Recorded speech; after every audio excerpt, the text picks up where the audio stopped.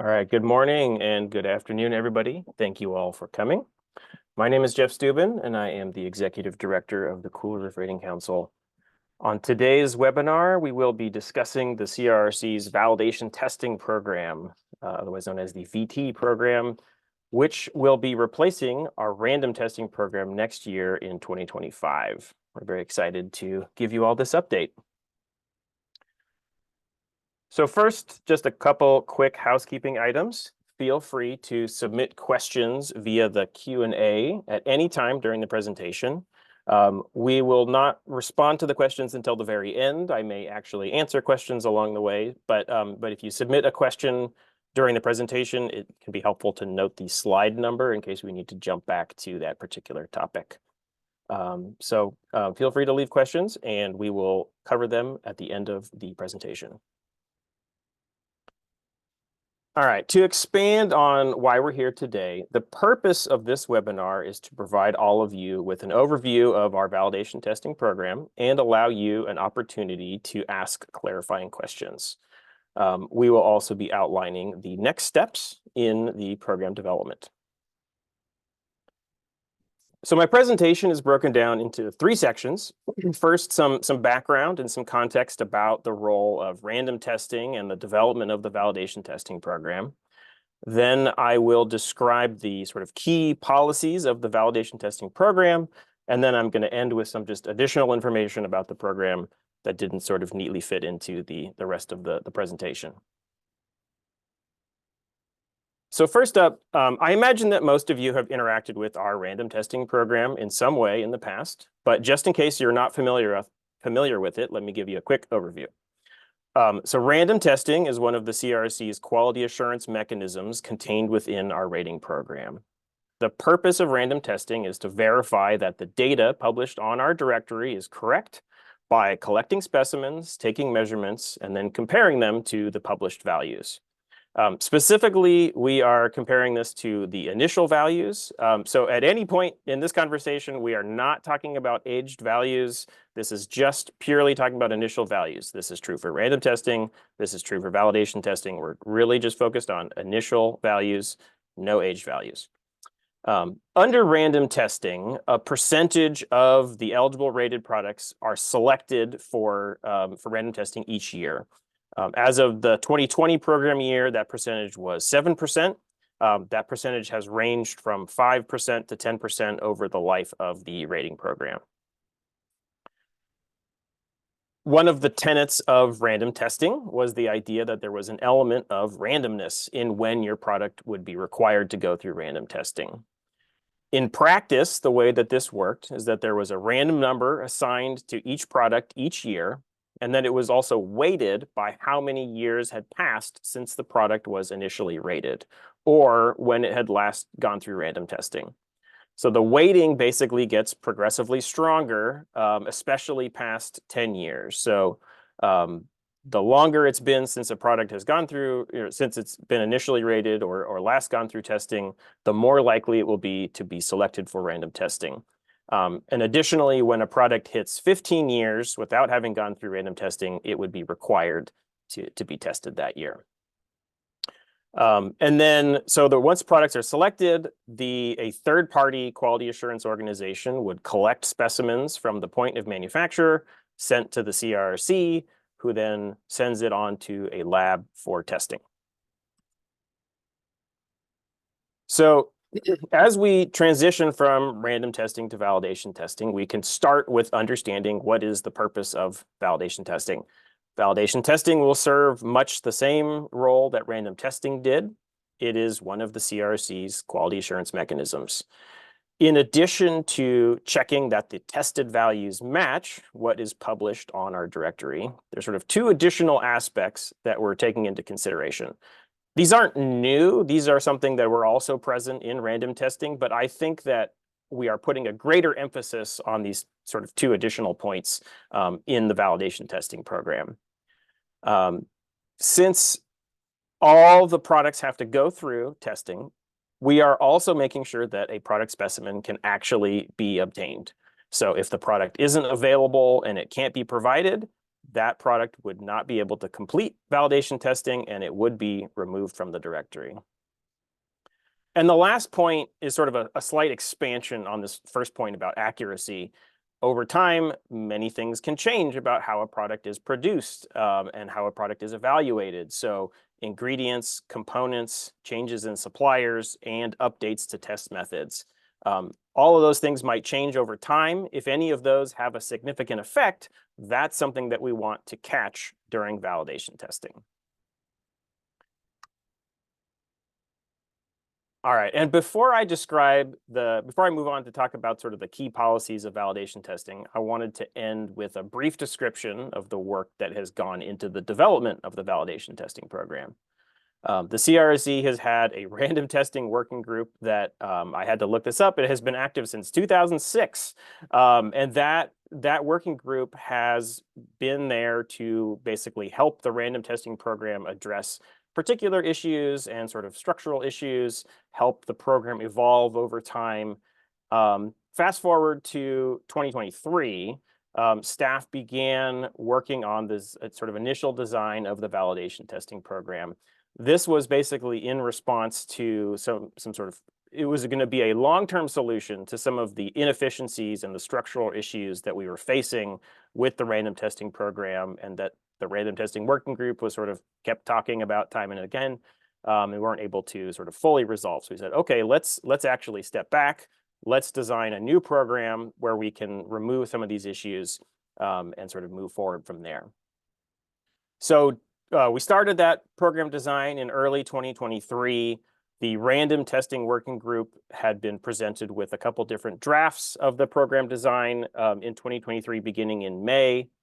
The CRRC staff also held one-on-one calls with a bunch of different product manufacturers, a bunch of different industry groups, to basically get sort of specific feedback regarding testing of their products, right? So, production and availability of products, test methods, things like that. So basically we wanted to have the sort of one-on-one conversations with different types of products so that we could understand the design of our program and sort of how it related to those different industries. And then lastly, the CRRC Board of Directors and the Board Executive Committee have both seen multiple drafts of the validation testing program design and provided feedback. So that basically brings us to today, where we have sort of a final draft of the program design, and we are presenting that to all of you and give you an opportunity to ask questions. Okay, so I will go into details over the next few slides here. But basically, I think that the validation testing program can be boiled down, it can be summarized into basically these 4 different points. If you're participating in the CRRC Roof Product Rating Program, active rated products are required to be validated every 7 years to remain on the directory. The products are sent directly to a lab selected by the CRRC. Products are tested according to the current test method, and products are given 2 chances to pass validation testing. So let's get into that. So the first change is that we have removed the random element. That also is, it can sort of contained in the name of the program, changing it from random testing to validation testing. So basically, rather than having a complex formula when we are determining when a product gets tested, all eligible products have to go through validation testing every 7 years. So this timeline starts when the product is initially approved. So you take the year that your product is rated, you add 7. That's the year it will go through validation testing. And then once your product has gone through validation testing, add 7 to that year, and that's when it will go through validation testing again, and so on. The benefits of this change is that it makes it much easier for manufacturers to understand when their products will be up for validation, and they can plan accordingly. So this way, it's not a surprise. Also, this 7-year requirement takes effect for all products that are rated beginning next year when the program launches. For all of the existing products, we will be phasing that in, which I will cover momentarily. And also, just to preempt any questions, I will be covering what happens if you don't go through validation testing in a few minutes. You can see I've referenced the slides there. So when will my products need to be validated? Here is a table of how all the existing products will phase in to the validation testing program. So on the left, we have the program year and the actual year. So the first VT program year is in 2025. The products that will go through validation testing that year are the ones that were initially rated or last tested under random testing in 2011 or 2012. So I'll explain what that means. The year initially rated, hopefully that's fairly self-explanatory. That's the year that your product rating was approved by the CRRC. If your product has gone through random testing in the past, which would have been more recently than its initial approval date, then that's the year to use to determine which program year it will participate in. So just a couple examples. So a product was initially rated in 2010, and then it went through random testing in 2020. So in that case, that's going to come up for validation testing in 2029. Or if a product was rated in 2018 and it has not gone through random testing, then it would be up for validation testing in 2028. And then in the last row here, you can see that once we reach 2032, then we are revalidating products that have gone through validation testing in 2025, and then we will be validating for the first time any product that's initially rated in 2025. And then for 2033, that would be for 2026, and so on. A question that you may ask is how we got to a 7-year program cycle. We conducted a review of the timelines of similar types of certifications and rating programs, which is what you see on this slide. And we also spoke to a number of manufacturers I mentioned earlier, and basically learned that the changes to formulations, raw materials, and suppliers typically happens after around 5 to 10 years. And so that 7-year requirement is sort of right in the middle of that time frame. And we wanted something that was comparable and in many cases a bit longer than similar programs. So you can kind of see sort of where this falls in this overall timeline of different types of product certifications and ratings. Okay, we've been talking about when and how products will go through validation testing, but it is also important to discuss which products are going through validation testing. The short answer is all products with the exception of reference products and tile blend assemblies. So reference products, in case you're not aware, this is our name for private label products. So the reason that they are excluded from validation testing is because the parent product is still required to get validated. The same thing is true for a blend assembly, which is basically a rating that is comprised of multiple other products. So it's essentially a blend of products up on the roof made up of other rated products. So again, the parent products are still subject to validation testing. So essentially it's all products, and it's just that we are not double counting when the same product has sort of multiple applications associated with it, when it is a reference application or a blend assembly. And I think it's important to point out that if you are the manufacturer of the parent product in this scenario, it's important to have your product validated because all of the companies that are referencing your product are relying on you to keep the rating active. So just to continue on this point, again, sort of other than reference products and blend assemblies, all the other products are required to get validated.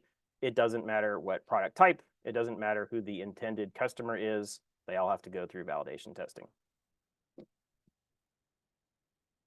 Okay, so to supply product specimens for validation testing, manufacturers can provide a sample from a variety of different sources, including a regular production line, retained samples that have been held in reserve, a single run or sort of one-off production, a lab batch, or by collecting from another party, such as a fabricator or private labeler.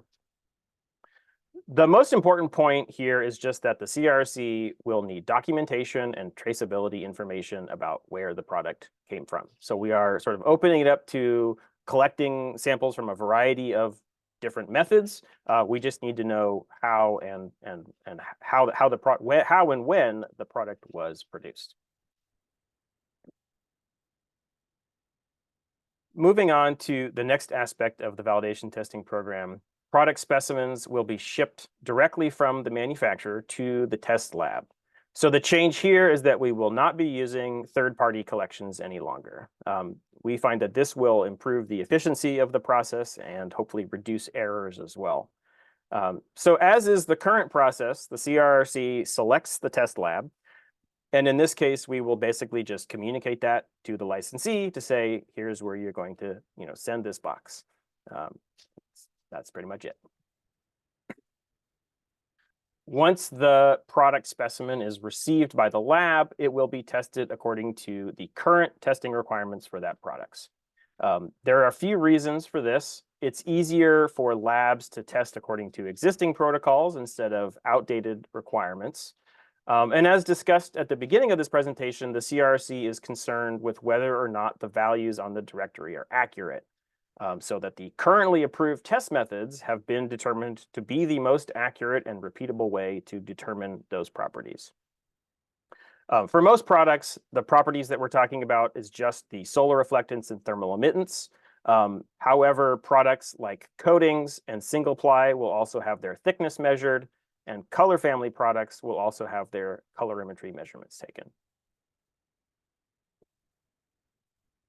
The last of the four main tenets of validation testing is that products will have two chances to pass validation testing.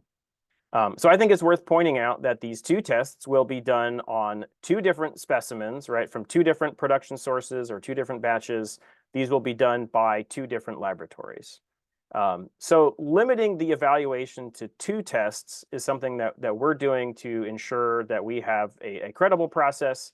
We are ensuring that we have a more efficient process that we can complete by the end of the year.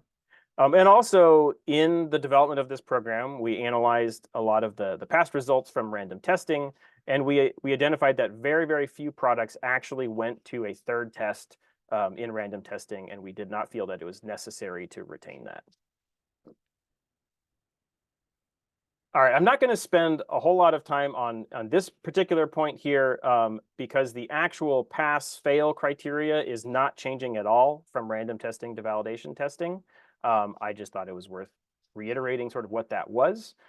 In order to pass validation testing, the product must be within plus or minus 0.05 of the original values for its solar reflectance, and the same for thermal emittance if the original value is less than 0.3. If the original thermal emittance is greater than 0.3, which is most products, then the tested value has to be within plus or minus 0.10. So solar reflectance values has to be within 0.05. If your initial thermal emittance is above 0.3, then it's plus or minus 0.10. And if it's initial thermal emittance of less than 0.3, then it's plus or minus 0.05. And so you have to have both of those, be within both of those tolerances on both properties, both solar reflectance and thermal emittance, in order to pass. All right, and as I mentioned earlier, let's talk about what happens if you don't validate your product. Essentially, if the product does not have a record of a passing validation test, the product will terminate at the end of the year. So there's a variety of reasons why you might not validate your product. You might decide that you don't want to keep the product listing active, and so you can just voluntarily terminate it. Or if you recognize that maybe your product has changed since it was initially rated, you can just go ahead and submit a formula change or retesting application to replace the original application. And to make this really clear, even if you decide to terminate your product, it will remain active until the end of that year. So it doesn't terminate immediately. You say, I am declining to go through validation testing. And we say, okay, that will automatically terminate at the end of the year. Additionally, if you can't provide a product specimen for testing, or if that product fails both of its tests under validation testing, then the product will not have a record of passing validation. So that, again, it'll automatically terminate at the end of the year. So because licensees have this advance notice, right? You know multiple years in advance about when a product will come due. That's why products have to get tested in the year that they are up for validation. So if you want to maintain that product rating on the directory, it has to get tested in the year that it is required to go through validation testing. So you know well in advance when that's coming, and if you decide not to keep it, then it will you can make that decision on January 15th, and then you will keep that rating active until the end of the year. And if we can't get a sample tested, again, the portal will check and say this does not have a passing validation test that it requires, and so that product will terminate. All right, so that brings me to the end of the sort of brief policy summary of the program rules of validation testing, but we're not done yet because I have a few more program details to go through. The first question might be, how is this program going to be paid for? The good news is that the CRRC will continue to pay for the lab tests for all the products going through validation testing. So the CRRC is going to take its existing random testing budget and apply that towards validation testing. But under validation testing, there's a greater number of products going through testing each year. So therefore, the CRRC's costs are going to be higher. To cover those additional costs, we're going to see some modest increases in the product renewal fees, which I'll talk about on the next slide. And the fee increase here is designed to be cost neutral. This is not a money-making endeavor for the CRRC. The last thing is that the number of products that come up for validation testing will vary from year to year. And so in some years, validation testing might lose money. In some years, we may spend less than the revenue being generated through this fee change. But the fee change that we've created or implemented here is designed to average out over the course of the 7-year program cycle. So we've done a fair amount of analysis to look at how the program will operate year over year in order to create a sort of cost neutral program over that whole program cycle. And that's something that we'll be able to track as the program moves forward, and we'll kind of see if our estimates are correct, and if they aren't, if our fee is too low, then there may be another fee increase that to basically make up the balance of that. All right, so here on this table, you can see the different product renewal fees. So this is the mechanism for raising the additional funds to cover the cost of this program. This is just product renewal fees. It is not membership dues. It is not licensee fees. It is not the initial rating fees. It is just product renewal fees. And you can see our current rate here, and then the proposed rate increase, and then the new rate. So these increases are roughly 10% of the current rate, with the exception of the color family additional elements, which is seeing a proportionally larger increase. The basic reason for this is that the cost to test an additional element in validation testing is more or less the same as the cost for a standard product. So the dollar amount of that increase needs to be commensurate with that of the increase to standard products. And at the bottom of this slide, you can see some rough estimates for how much manufacturer costs will increase each year. Obviously, this depends on the number of products and the type of ratings that your company has, but this kind of just tries to give you a general sense of the increase, depending on the number of products going through renewals each year. One last thing I'll mention about the fee increase is that if you compare the proposed fee amounts to the CRRC fees from 2005 adjusted for inflation, the proposed fee level is still below where the fees would be had they kept up with inflation, again, sort of with the exception of the color family additional elements. So just some context there about the amounts that we are setting those at. All right, moving on to a different topic. As I mentioned earlier, the CRRC assigns the test lab for the products going through validation testing. The way that this will work is that the CRRC will reach out to all of the AITLs that are in our program and find out which labs actually want to participate in validation testing. This is not a requirement that they have to participate. And the CRRC will negotiate a standard rate with all of the participating labs.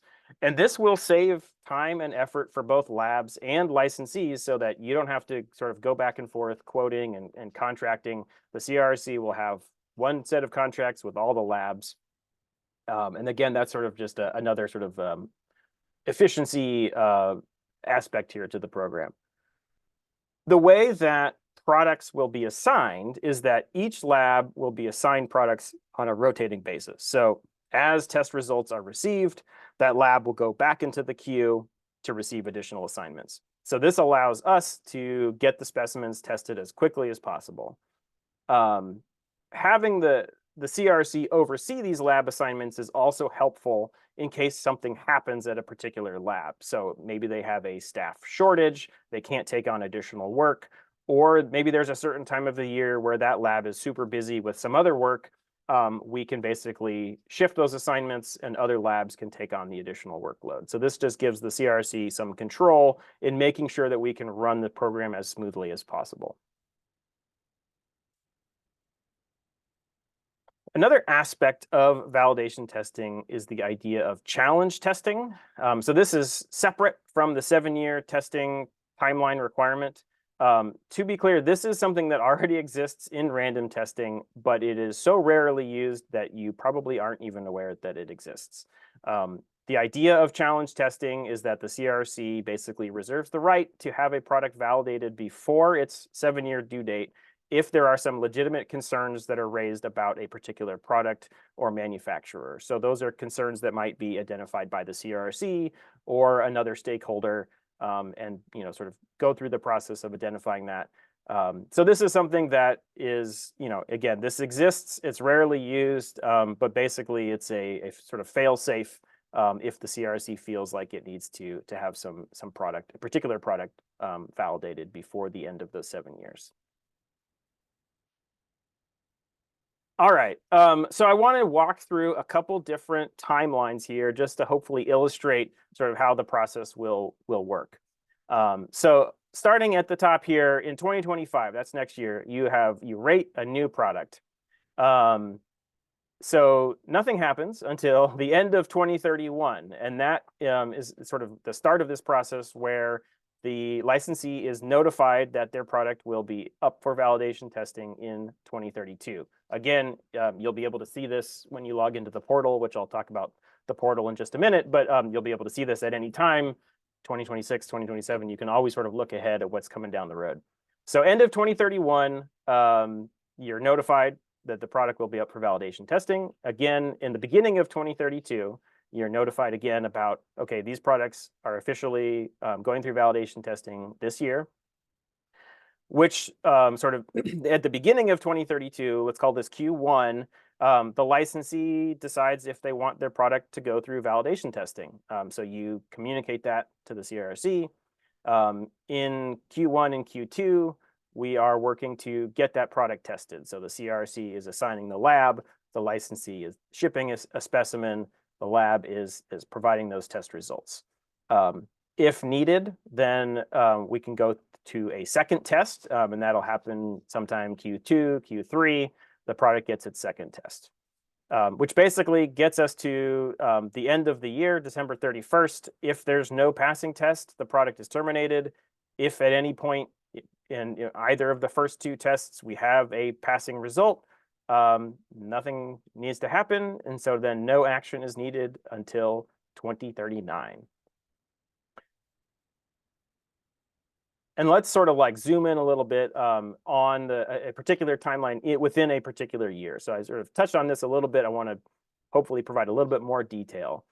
Again, so beginning of the year, the licensee is notified of their products that are going through validation testing that year. The licensee provides that decision whether they want to go through validation testing, whether they are voluntarily terminating it, or whether they are going to submit a formula change or retesting application. When the product is available, like you physically have it in hand, then the licensee submits that production information to the CRRC. And so that's the indicator for us to assign the test lab. We say, okay, great, you have the information. We know how this product was produced. You have it in hand. Here's the assignment. Please put it in a box and ship it. So then it ships to the test lab. We're asking that test labs submit test data within 4 weeks of receiving the specimen. The CRRC will review the test results and approve. I say approve the test results. I mean, I don't mean approve sort of whether it's a pass-fail, but approve that we have reviewed it and everything was done correctly. The pass-fail criteria is what it is. And so then if you don't have a passing result there, then basically we will repeat that process to request another sample, provide that production information, assign another test lab, ship, test, review. Okay, so I alluded to this just a minute ago talking about the CRRC rating portal. So this is the last section on sort of some of the program information. I want to talk briefly about how all the different program participants will interact with the CRRC online rating portal to manage the validation testing process. So I think, first of all, product manufacturers can see all of their products that have to go through validation testing organized by year. So there's going to be a new validation testing dashboard where you can basically at any time look ahead to the next year, 2 years from now, and so on, and always know which products will need to be tested in those years, and then you can plan accordingly. Similarly, you will be able to access all of your past results. So any products that have previously gone through validation testing, you can go in and look at the results of those tests the same way that you access your initial and age test results for your rated products. And then, as mentioned in the process over the course of the year, licensees will submit their decisions about whether they want to move forward or not, and supplying the information about the product, how the product was produced. So those are all things that will happen in the portal. You'll be able to click a button, choose an option from a drop-down menu, hit submit, and that will basically immediately communicate that to the CRRC, sort of what your decision is and what information you have there. And also you will be able to print a sample tag that goes along with the product. Is basically a summary of the information, so that we basically know, which product is which, and so that the lab has a method of sort of keeping track of physical specimens, and they know which test results report to enter the data for.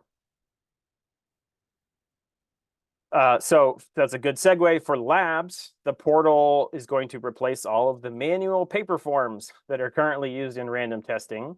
And instead, they will submit test data much like they do for all the other CRRC tests. So this is something that's going to make the process much more efficient for everyone involved. You can see here, if you're looking at a lab view, there's just going to be a new column here for validation testing, and they can submit their test results right there. And then finally, the CRRC will use the portal to manage all the aspects of the validation testing program as well. A big feature and time-saving mechanism for us is going to be the use of automated portal emails to notify licensees about products going through validation testing, the request for the information, providing an update on the test results. So this is something that's going to take out a lot of the manual work on our side, and also just give sort of better, faster, more convenient information to licensees. When the results have come in, you'll automatically know, hey, either your product has passed or it hasn't, and here are the next steps. We'll also just be using the portal to track and update product statuses as the product moves through validation testing. If for some reason a product, the test results aren't showing up after a period of time, we can basically look into that. We can contact the lab or the licensee and figure out, did it get lost in the mail or something like that. So we'll be using the portal to assign the test labs. We will be reviewing and approving the test results. Basically, sort of all the similar functions that we already do for the other test results, we're just extending that to validation testing. All right, so that brings me to next steps for this. So This recording of this webinar and the presentation are going to be available on the CRRC website. And here's the URL. There's also a new menu option. If you go to coolroofs.org, under rating programs, under the roof program, there is a validation testing link there. If you have any feedback on the program, you're welcome to provide feedback. We're asking that you submit that no later than May 1st. So basically, we can present that information to the board for their consideration. This program will be presented to the board of directors at their June 6th meeting for their approval. And throughout the rest of this year, we are going to be conducting the software development of the portal, making sure we update all of those and implement all of those features. Come the end of the year, sort of Q4, we are going to communicate, here's what's going on with the program, provide some orientation to the new features of the validation testing dashboard. And then assuming everything goes smoothly, then we will launch at the beginning of 2025. So that brings me to the end of my presentation. And now I want to basically take an opportunity to answer questions if there are any questions. And I will start with one here. Did random testing results that have been obtained throughout the years show that there was a lot of fraud going on with manufacturers? Did CRRC find that the random obtained results weren't close to reported values? There's a variety of reasons why the results may or may not match. I'm not going to assign any particular cause, whether it's fraud or not. But again, just sort of there's a variety of reasons with regards to changes in suppliers, changes in materials, changes in production that can affect the final results. And sort of whatever the reason, if we find that the results aren't matching what we have on the directory, then that's something that we want to update to make sure that they do match.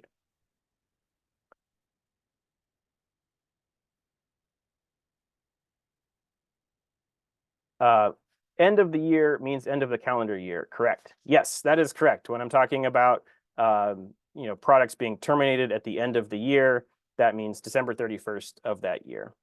And I think that's sort of worth reiterating that we have these timelines. We are trying to make this as efficient of a process as possible. But one of the aspects of this is that it is the licensee's responsibility to provide that information in a timely manner so that we can get those specimens and have it tested before the end of the year. If you pass the first round of testing, do you need the second round of testing? No. If you get your passing value, then you're done. And so that's the thing, is that basically at the end of the year, the portal is looking at the applications that are due for validation testing that year. And if it has a passing result, then it is, check the box and it's done. So if you have your passing result from the first test, you do not go through a second test.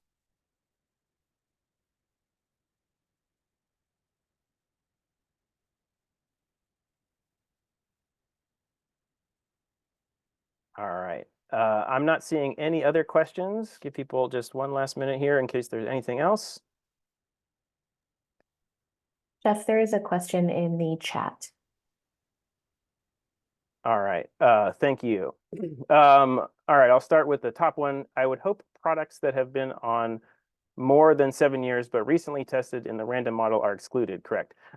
So yeah, the timeline is based on when the year it was initially rated or when it has last gone through random testing. So if your product went through random testing last year, then it's not going to be up for validation until 2031. Just making sure I got my years right. So this is 2024. So if it went through random testing in 2023, then that's the year that we are basing it on. So you have a longer timeline there. Okay, sort of two similar questions here about the manufacturer testing early. So yeah, this is something that is not included. If for those of you who are sort of aware of some of the earlier drafts of the program, there was this idea that manufacturers could test early. That has been removed, and I think that there's a couple reasons for this. One is just financial, that the CRRC can sort of plan a bit more around a fixed schedule, and also it's just a simpler program to implement. There's a count 7 up from whatever year, and that's the year that it goes through. So that we're not dealing with products sort of jumping around from year to year, rather than sort of when they are sort of due. So that is not something that is in this final draft of the program. It's just a fixed 7-year schedule. End of story. Okay, 2 more questions. Will manufacturers also get a copy of the results from the validation testing by the CRRC picked lab? Yes. So once the lab submits the test results, it will go to the CRRC for review. And assuming there's no issues with that testing, the CRRC says, yes, this test results looks good. That will just show up in the product record on the portal, and the manufacturer will get notified, so that you can log in and look at, pull up your product record. You can see your initial values, you see your aged values, rapid ratings if you have those, and then there'll just be a record of here's all the times your product went through validation testing, and you can open up those test results reports. How will licensees be notified, and how much time will they have to respond with the samples after notification? This is a good question. So this kind of goes back to this idea that licensees, it's sort of on the licensees to make sure that that process moves forward. So we have gone back and forth on whether or not there would be a timeline requirement, right? Whether the licensees have 4 weeks to respond to this decision request, and we have not included that in this final version. It's just we let you know, and then how you sort of choose to move forward with it, and then what your timeline is, that's sort of up to you. Ultimately, all that the CRRC is concerned with is whether or not at the end of the year there is a passing value or not. And that's, the portal is going to look for that and determine, did this product go through validation testing or not. So the notifications, just to elaborate on that a little bit more, the notifications, there will be automated portal emails. You probably have seen those before when products are, when you get notifications about renewals, it'll be sort of a similar function from that. The portal will send out emails letting you know. I don't know sort of specifically what day, but right, sort of beginning of the year, at the very beginning of the year, whether it's January 2nd or January 3rd, I'm not sure at the moment, but something that we want to give people as much notice as possible. And in fact, there is sort of this validation testing year notification. So, November, beginning of December, let's say, there'll be a notification saying, hey, just a heads up that these are the ones that are going to be selected. And then you'll sort of be officially notified at the beginning of the year. Okay, let us know what you'd like to do with these products that are going through validation testing. If the product fails both tests and is removed, if changes are made later, can we have the product retested and added again? Absolutely. So that's totally fine. If the product, let's say, whether or not it fails both tests, or the manufacturer just says, you know what, I'm going to voluntarily withdraw this product. And then 2 years go by and you say, gosh, I want to reintroduce that product. That's totally fine. You just submit a new application to take its place. So there's no concerns with sort of going through the initial rating process again. It's just if you want to maintain that rating, you have to go through validation testing. But if you don't, for whatever reason, then it gets removed. But you are always welcome to submit a new application at any time after that.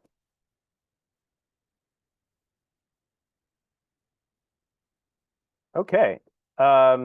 Well, I think that is probably a good place to leave it. So again, thank you all for your time. I'll jump back to our next step slide here. So yeah, if you have feedback that you'd like to provide, if you can't think on your feet, feel free to submit that no later than May 1st. And if you look at the validation testing page, that will have the instructions there for submitting that. And the recording will be made available as soon as we're done here and we can get that up online. So thank you all for your time, and appreciate being given the opportunity to present this program to everybody.